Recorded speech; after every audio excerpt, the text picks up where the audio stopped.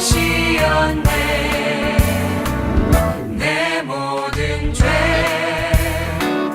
다 사하시고 죽음에서 부활하신 나의 구세주, 살아계신 주, 나의 참된 소망, 걱정 근심 전혀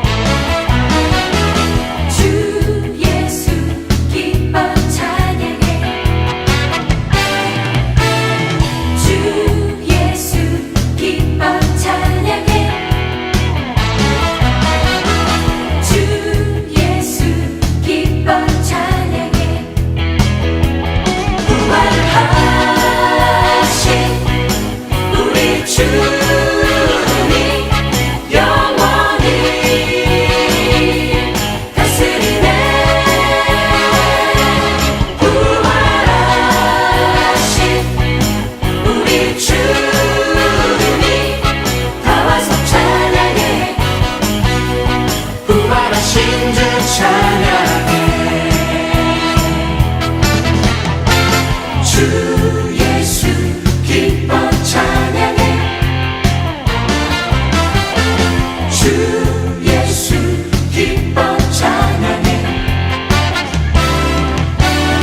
주 예수 기뻐 찬양해 주 예수 기뻐 찬양해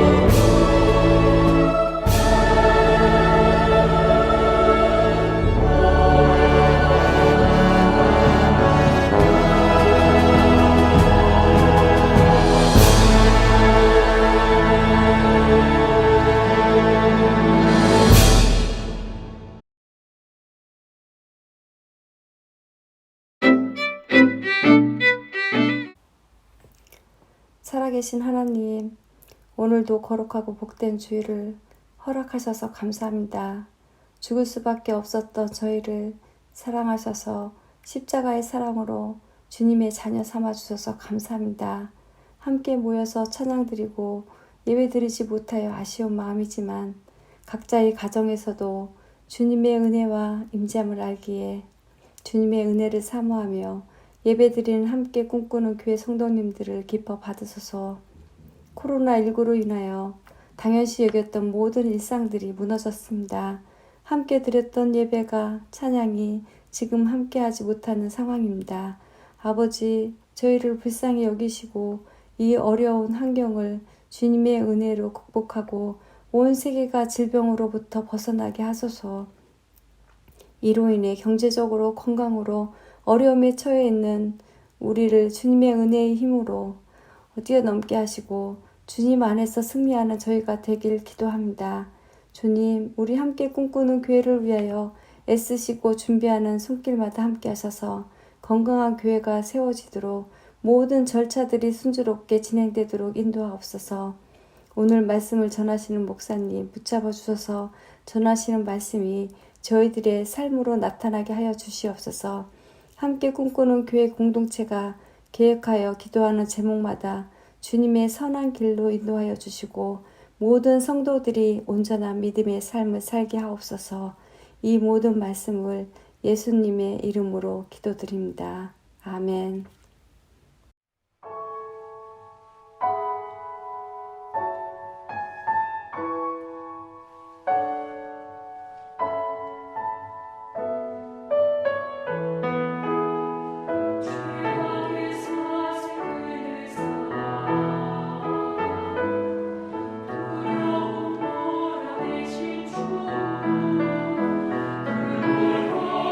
참 잘해주시고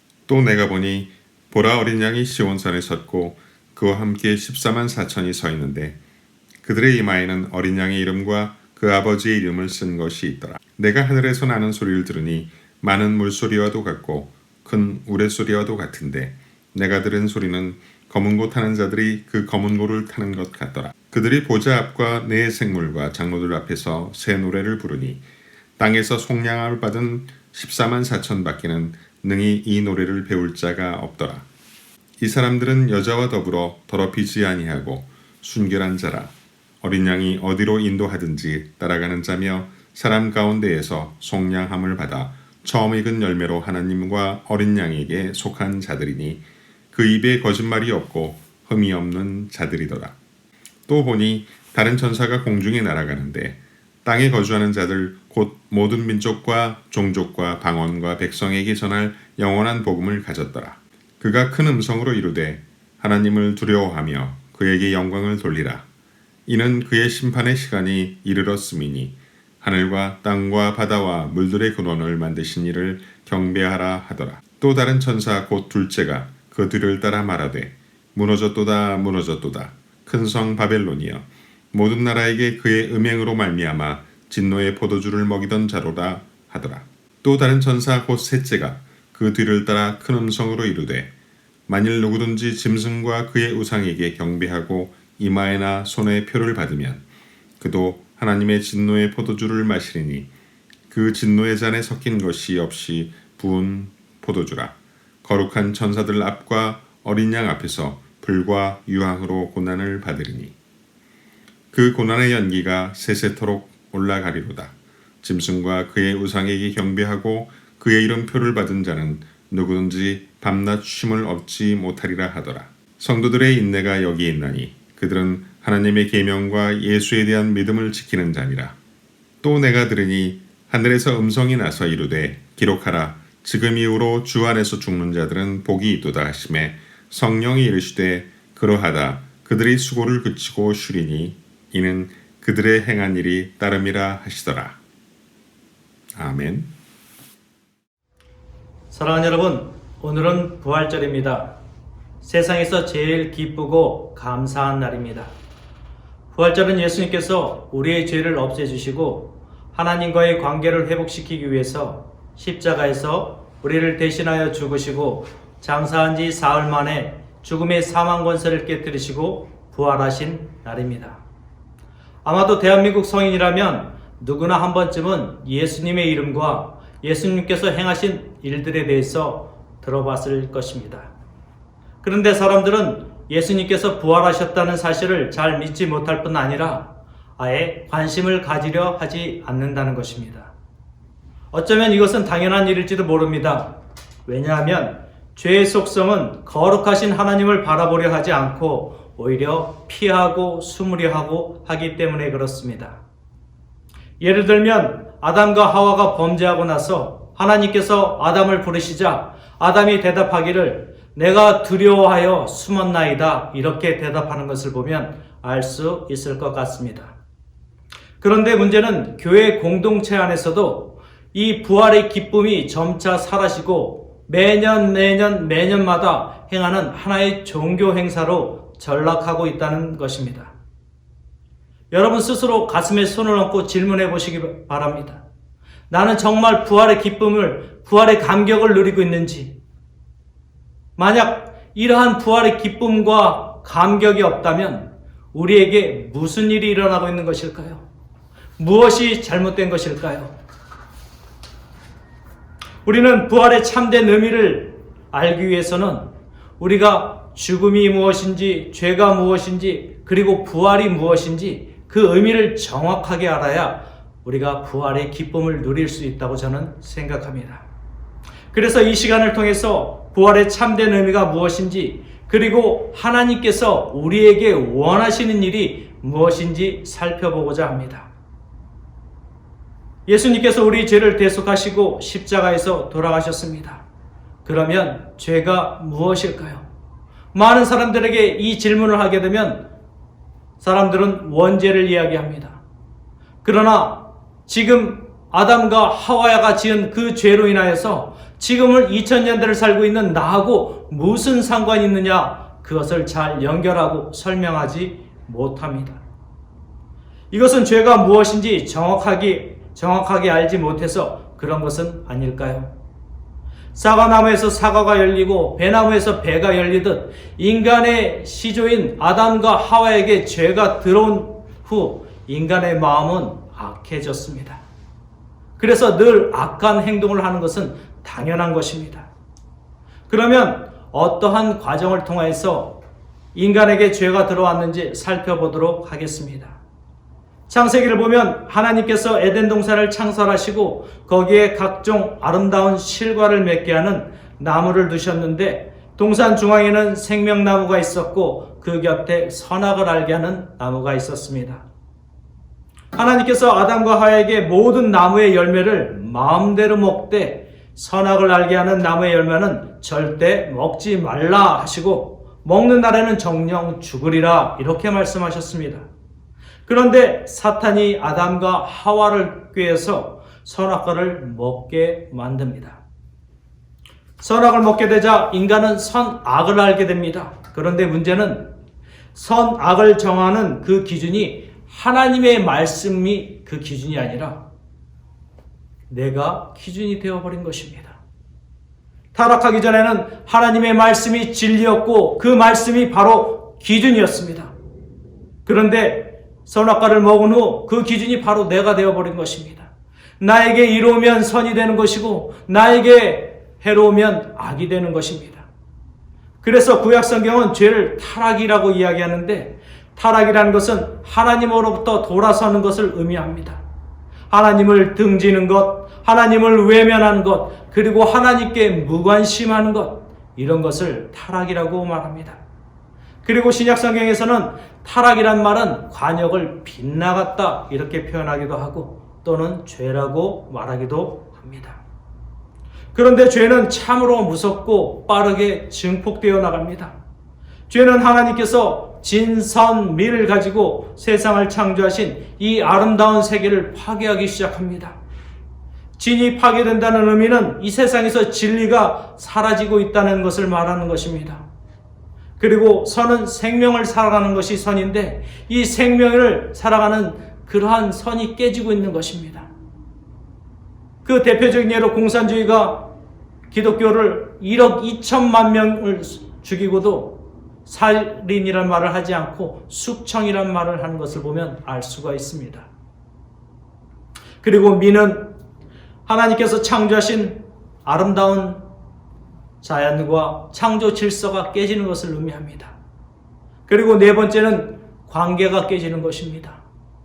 관계가 파괴되는 것은 우리가 부부 사이에도 지켜야 할 도리를 지키지 않으면 관계가 깨지면서 별거가 되고 나아가 이혼이 되듯이 하나님과 인간 사이의 관계도 마찬가지로 하나님 앞에서 진실한 믿음을 갖지 않고 진실을 지키지 않고 선을 행하지 아니하고 자기 마음대로 살면 하나님과의 관계가 깨지게 되는 것입니다. 창세기를 보면 죄가 얼마나 무서운지 알 수 있습니다. 여러분, 가인과 아벨의 이야기를 아시죠? 죄가 들어오고 난 일어난 최초의 살인사건입니다. 바로 죄로 인하여서 형제 간의 관계가 깨지게 된 것입니다. 그리고 창세기 4장 19절에 가면 라멕이라는 사람이 나옵니다. 라멕은 하나님께서 만들어주신 그 질서, 남과 여의 그 질서를 깨어버린 장본인 것입니다. 라멕은 아내를 2명 얻음으로써 바로 성윤리가 무너지기 시작합니다. 라멕이 한번 이러한 윤리를 깨버리고 나자 그 당시 많은 사람들이 유행처럼 라멕을 따라 많은 여자들을 아내로 두기 시작합니다. 그 결과 창세기 6장에 가면 세상의 모든 남자들이 자기들이 좋아하는 여자들을 아내로 삼아버립니다. 바로 성윤리가 무너지면서 모든 관계가 깨어지는 것입니다. 성윤리가 깨지게 되면 무슨 일이 발생하느냐? 거룩한 자녀, 정결한 자녀들이 태어나는 것이 아니라 바로 패악한 자녀들이 태어난다는 것입니다. 그러므로 인간의 마음에는 악이 굉장히 빠르게 증폭되고 도저히 인간의 힘으로는, 인간의 지혜로는, 인간의 능력으로는 하나님과의 관계를 회복할 수 없는 것입니다. 그래서 하나님께서 물로 이 세상을 심판하시는 엄청난 결과를 초래한 것입니다. 한 가지 더 무서운 말씀을 드리겠습니다. 죄가 얼마나 무서운지 말씀드리면, 구약성경에서 제일 마지막에 있는 말라기서를 읽어보면 죄가 얼마나 무서운지 알 수가 있습니다.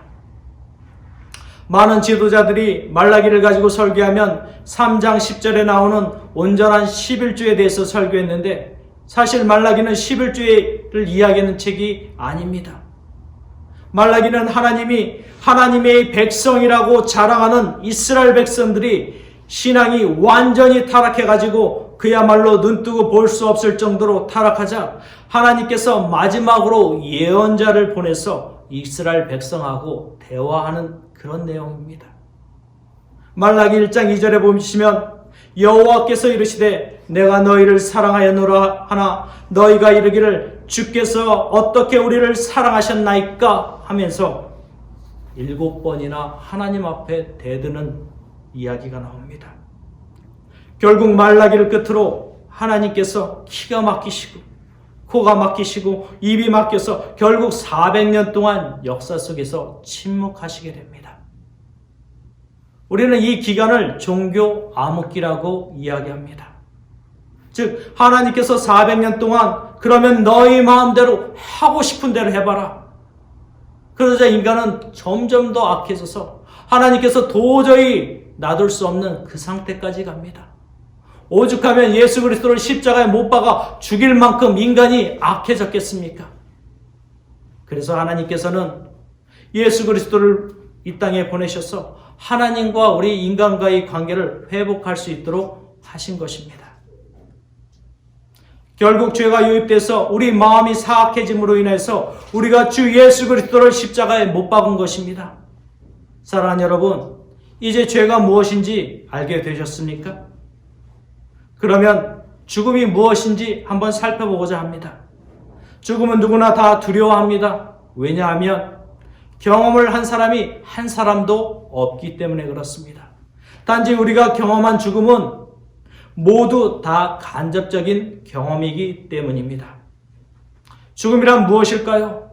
만약 죽음이 단지 숨이 끊어지고 그 이후에 아무 고통 없이 모든 것을 마감할 수 있다면 한 번쯤 인생을 살다가 지치고 힘들 때 누구나 죽음을 생각할 수 있었을 것입니다.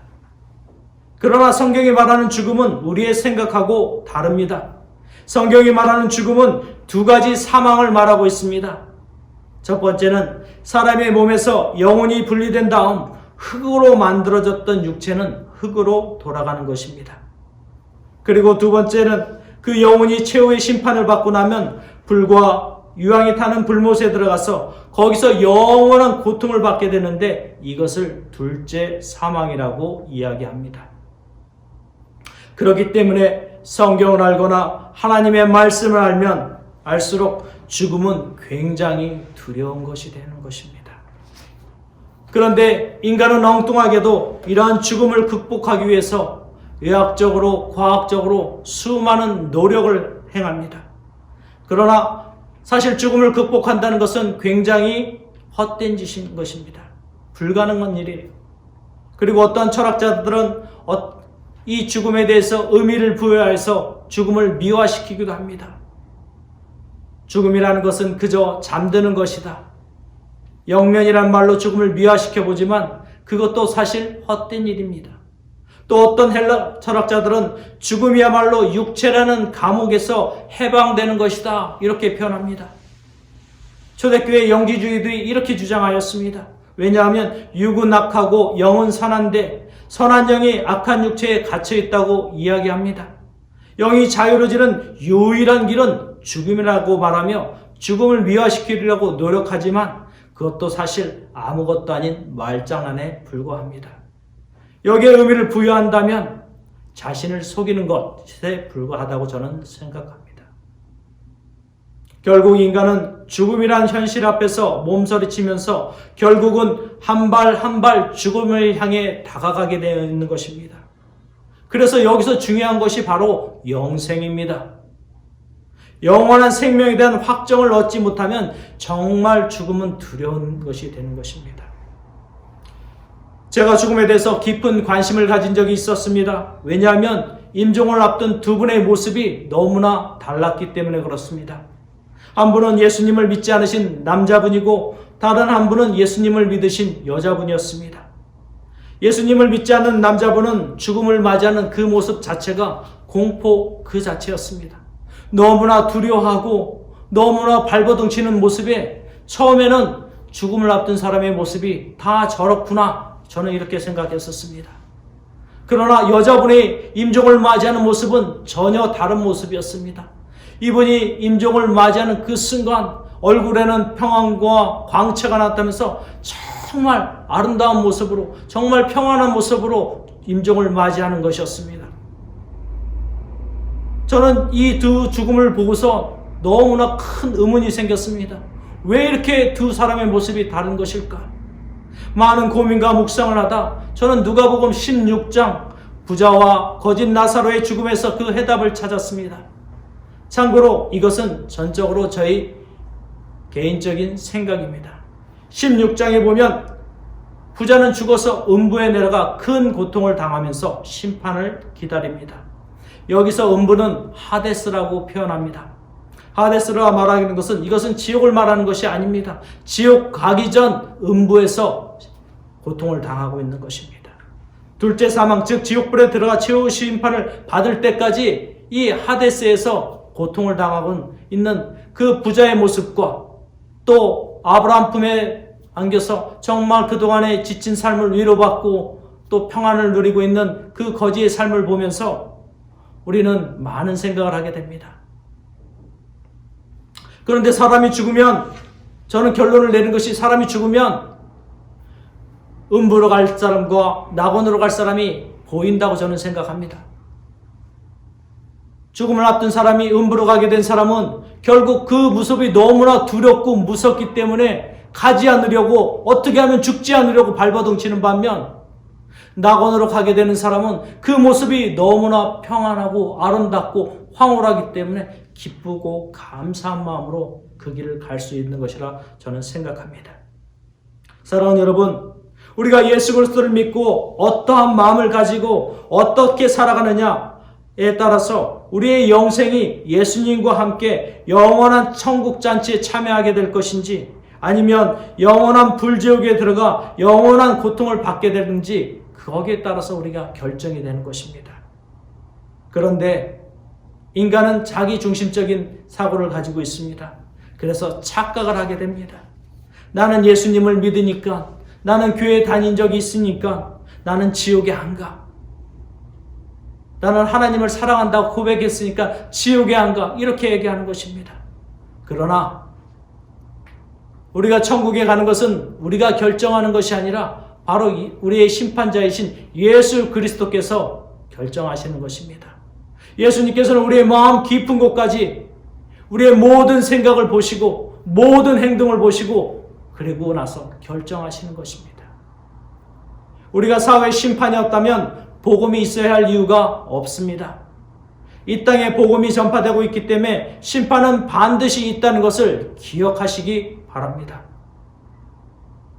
그러면 이제 부활에 대해서 살펴보도록 하겠습니다. 저도 예수님을 모를 때는 부활에 대한 단어에 대해서도 전혀 인식하지 못하고 한참 시간이 흐른 뒤에 부활에 대해서 알게 되었습니다. 그러면 부활이 무엇인지 알아보기에 앞서 부활이 어떠한 의미를 가지고 있는지 알아보고자 합니다. 예수님께서 성육신하셔서 우리의 모든 죄를 다 지시고 십자가에서 죽으시고 부활하심으로써 우리가 하나님께 나아갈 수 있는 그 길이 열린 것입니다. 그리고 예수님께서 온 우주 만물을 창조하신 창조주 하나님이시라는 것을 증명하신 것입니다. 그리고 우리를 변함없이 사랑하고 계시다는 것을 하나님께서 확증하신 것입니다. 십자가는 우리의 죄 문제가 해결되어서 하나님과의 관계를 회복할 수 있는 길이 열렸다서 정말 기쁜 소식입니다. 정말 감사한 일인 것입니다. 또한 우리가 죽음 이후 영원한 부활의 세계가 있다는 것은 또 다른 기쁜 소식이기 때문에 초대교회의 제자들의 말씀의 핵심 주제는 십자가와 부활이었습니다. 그런데 예수님의 제자들까지 처음에 예수님이 부활하시기 전에는 부활에 대해서 확신을 가지지 못했습니다. 그러나 부활이라는 것이 우리 인간에게 가장 중요한 것이고 무엇보다도 소중한 것이고 성도들의 궁극적인 소망이라고 할 수 있습니다. 그러면 예수님께서 보여주셨던 부활은 도대체 어떤 것인가 한번 살펴보고자 합니다. 첫째, 부활은 재생이 아닙니다. 단지 죽은 사람이 그 사람 본래대로 살아나는 경우를 부활이라 하지 않고 재생이라고 이야기합니다. 예를 들면 장사 지낸 후 나흘이 되었다가 나사로가 살아난 것을 부활이라고 하지 않습니다. 아까 말씀드린 대로 이거는 재생입니다.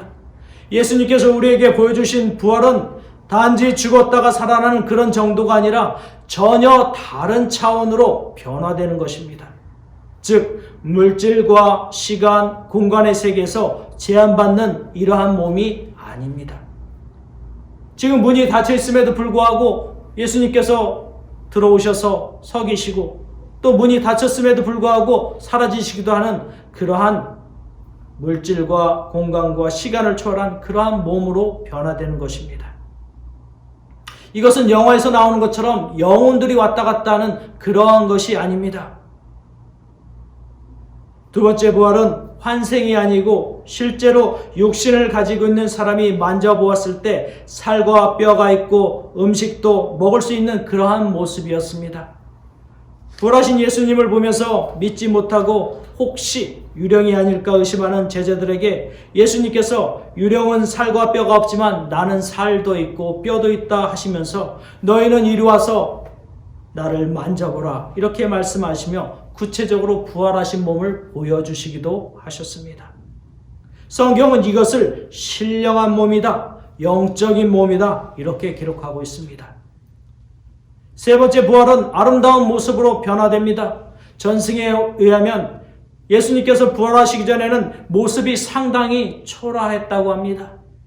목수일을 하시면서 서민과 함께 사시던 그 평범한 모습이 오히려 일반 사람보다도 더 초라한 모습을 가지셨을 거라 전승에 내려오고 있습니다. 성경에 표현한 모습을 상상해보면 흠모할 만한 어떤 풍채가 없는 그런 분이셨는데 다시 부활하신 예수님의 모습은 제자들조차 알아보지 못할 만큼 황홀할 정도로 아름답게 부활하신 것입니다. 겉모습으로는 거의 알아볼 수 없을 정도로 현저하고 다른 모습으로 부활하신 것입니다. 그래서 이 세상을 살고 있는 자신의 신체 결함이나 외모에 만족하지 못한 사람들은 예수 그리스도를 믿음으로 영접하셔서 부활했을 때 지금의 만족스럽지 못한 모습은 사라지고 그야말로 천사가 흠모할 만한 아름다운 모습으로 부활하는 것입니다. 그런데 부활에는 두 가지 부활이 있습니다. 첫 번째가 생명의 부활입니다. 첫 번째 부활에 참여하는 사람들은 복 있는 사람들입니다. 이분들은 그리스도 예수께서 세상에 재림하시는 날 그때 예수님을 믿고 잠든 모든 사람들이 다 부활하게 될 것이고 그때 살아있던 사람들은 영원한 죽음을 맛보지 않고 호련히 순식간에 부활되어서 예수님과 함께 유리바다 건너편에 서 있는 것입니다. 부활할 때 의로운 삶을 산 사람에게는 또 세상에서 거룩한 것에 힘쓰고 하나님 나라를 위해 힘쓰고 선하게 살았던 모든 사람들에게 모든 보상이 이루어지는 것이 바로 부활의 때 모든 보상이 이루어진다고 하나님은 약속하셨습니다. 첫 번째 생명의 부활이 있은 후 1000년 동안 그냥 지나가다가 1000년 후에 누가 부활하냐면 불신자들이 부활합니다. 즉 하나님을 믿지 않고 죽었던 사람들이 부활하게 되는데 이것을 둘째 부활 또는 심판의 부활이라고 말합니다. 우리는 유기적인 사고방식을 가지고 있어서 우리가 유황불에 타는 그 불못에 들어가게 되면 우리 육체는 타서 없어져 버릴 거라고 생각하는데, 이 심판의 두 번째 심판에 부활한 육체들은 영원히 죽지 않기 때문에 우리 육체가 소멸되지 않습니다. 영원히 고통을 받고 있는 거예요. 여러분, 화상을 당한 환자들의 그 고통을 아십니까? 진짜 이 화상을 입은 환자들은요, 죽고 싶을 정도로 그 통증이 심해서 정말 우는 모습을 봤을 때 지옥이 얼마나 무서운지 저는 실감할 수 있었습니다. 영원히 고통받을 수 없는 몸으로 부활하기 때문에 소멸되지도 않고 영원토록 고통을 받는다는 것입니다. 이것이 요한계시록 20장에 기록되어 있습니다. 사랑하는 여러분, 이제 부활이 무엇인지 정확하게 아셨습니까? 그러면 부활이 우리의 영원한 소망이 되기 위해서 우리가 무엇을 해야 할까요? 저는 오늘 본문에서 그 해답을 찾고자 합니다. 먼저 요한계시록 14장 4절에서 5절에 보시면 14만 4천 명이 어린 양과 함께 시온산에 서 있는 모습이 나옵니다. 그런데 이 사람들의 특징이 4절과 5절에 기록되어 있습니다. 우리 다 같이 한번 읽어보시도록 하겠습니다. 이 사람들은 여자와 더불어 더럽히지 아니하고 순결한 자라, 어린 양이 어디로 인도하든지 따라가는 자며 사람 가운데서 속량함을 받아 처음 익은 열매로 하나님과 어린 양에게 속한 자들이니 그 입에 거짓말이 없고 흠이 없는 자들이더라. 본문을 보면 순결한 자라고 말하고 있습니다. 이것은 성적인 죄와 우상을 숭배하지 않는 사람을 말하는 것입니다. 두 번째, 어린 양이 인도한 대로 따라가는 자는 세상적인 가치관을 가지고 살아가는 것이 아니라 하나님의 말씀에 따라 진리를 따라가는 사람들을 말하는 것입니다. 그리고 속량함을 받은 자들은 가장 소중한 것을 하나님께 드리는 자들이라고 말하고 있습니다. 그리고 그 입에 거짓말이 없고 흠이 없는 자들은 예수 그리스도를 믿고 의지하는 삶을 사는 자를 말하는 것입니다. 자, 이어서 요한계시록 14장 6절을 보시기 바랍니다. 굉장히 중요한 말씀이 나옵니다. 또 보니 다른 천사가 공중에 날아가는데 땅에 거주하는 자들 곧 모든 민족과 종족과 방언과 백성에게 전할 영원한 복음을 가졌더라. 지금 천사가 무엇을 가지고 있다고 말하고 있습니까? 영원한 복음을 가지고 있다고 말하고 있습니다. 그러면 영원한 복음이 무엇일까요? 7절을 보시기 바랍니다. 그가 큰 음성으로 이르되 하나님을 두려워하며 그에게 영광을 돌리라. 이는 그의 심판의 시간이 이르렀음이니 하늘과 땅과 바다와 물들의 근원을 만드신 이를 경배하라 하더라. 영원한 복음이 하나님을 두려워하며 그에게 영광을 돌리고 온 우주 만물을 창조하신 하나님께 경배하라는 것입니다. 왜 우리가 하나님을 두려워해야 합니까? 하나님께서는 우리의 모든 생각, 우리의 모든 행동을 다 보고 계시고 그것을 가지고 우리를 심판하시기 때문입니다. 그리고 더 나아가 우리는 하나님의 은혜를 입은 자들입니다. 그리고 하나님을 사랑하는 자들입니다. 하나님의 심판이 무서워서 하나님께 영광을 돌리기보다는 더 성숙한 믿음으로 하나님을 사랑하는 믿음으로 하나님께 나아가기를 소망합니다. 그래서 우리는 자기 중심으로 생각하고 살아왔던 삶의 모습을 철저히 회개하고 기준을 바꿔서 하나님의 말씀을 따라 살아가려고 노력해야 합니다. 사랑하는 여러분, 이제 내가 무엇이 되게 해달라, 내가 무엇을 가질 수 있게 해달라 이런 기도하지 마시고 하나님의 말씀을 깨달을 수 있는 지혜를 달라고 기도하시기 바랍니다. 그리고 선과 악을 구분할 수 있는 명철을 달라고 기도하시기 바랍니다. 우리가 하나님의 말씀을 읽고 가슴에 새길 때 성령님께서는 하나님의 말씀을 깨닫게 하시고 성경을 통하여 세상의 악함을 보고 탄식하고 계시는 하나님의 그 모습을 깨닫게 하십니다. 이것이 바로 성령 충만한 것입니다. 사랑하는 여러분, 자녀가 부모님께서 하시는 일들을 이해하고 부모님의 마음을 헤아릴 때 철이 든다고 말합니다. 저도 이런 신앙이 성숙해지는 계기가 있었습니다. 약 4년 전 사춘기를 심하게 겪고 있는 아들과 딸을 보면서 너무나 가슴이 아픈 시간을 보낸 적이 있습니다. 어느 날 딸이 밤늦게 들어온다고 야단을 쳤더니 하는 말이 때려봐 가정폭력으로 신고할 거야.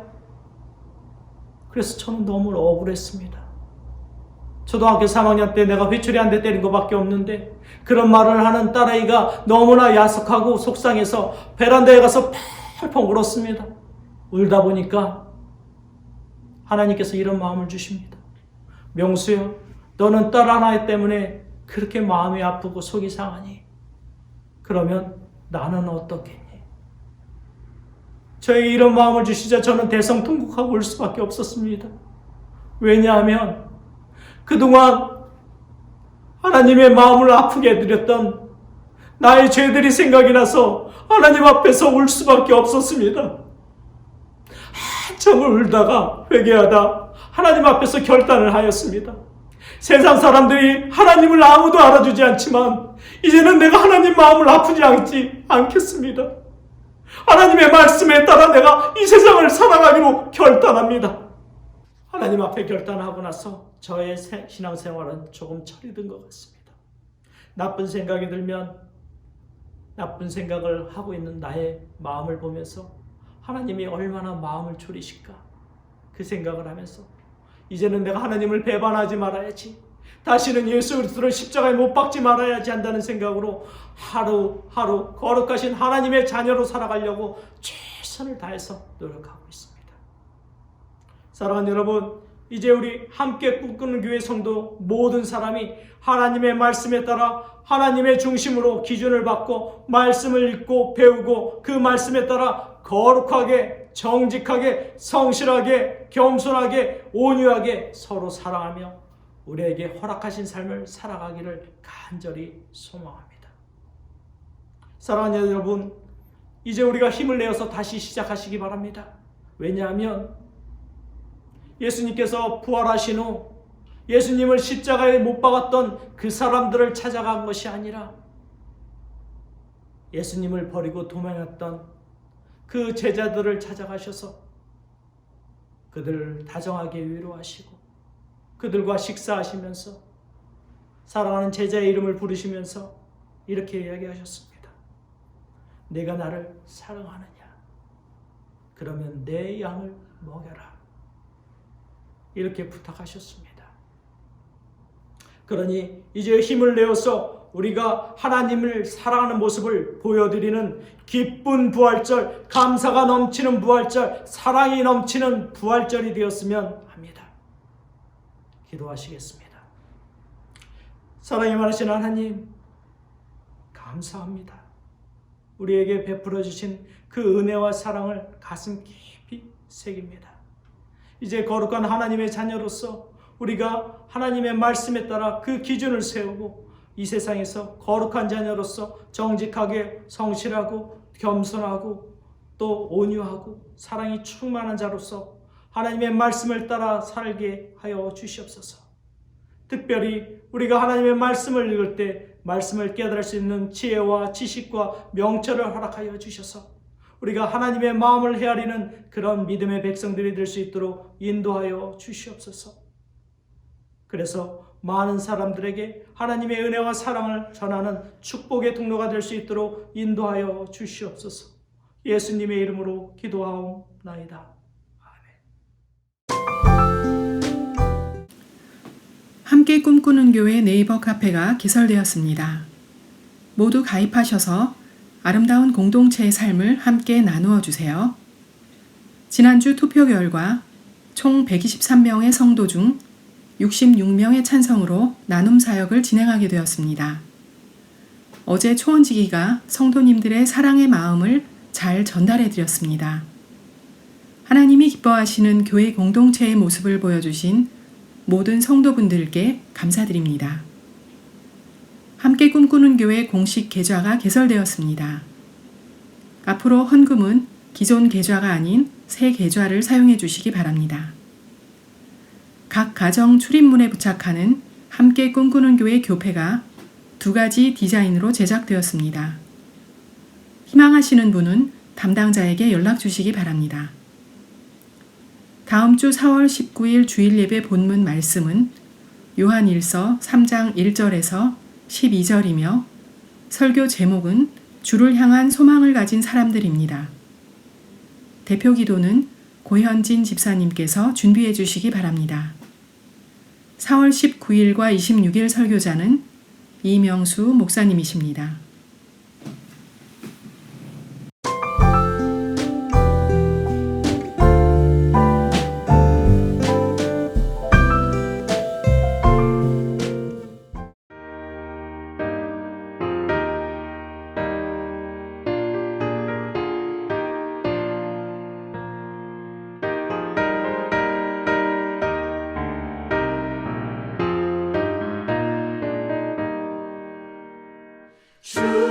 주님께 영광 다시 사신 주 사망 권세 모두 이기시었네. 흰 옷 입은 천사 돌을 옮겼고 누우셨던 곳은 비어 있었네. 주님께 영광 다시 사신 주 사망 권세 모두 이기시었네. 부활의 주님 나타나시사 두려움과 의심 물리치셨네. 주의 교회 기뻐 찬송하여라. 다시 사신 주님 죽음 이겼네. 주님께 영광 다시 사신 주 사망 권세 모두 이기시었네.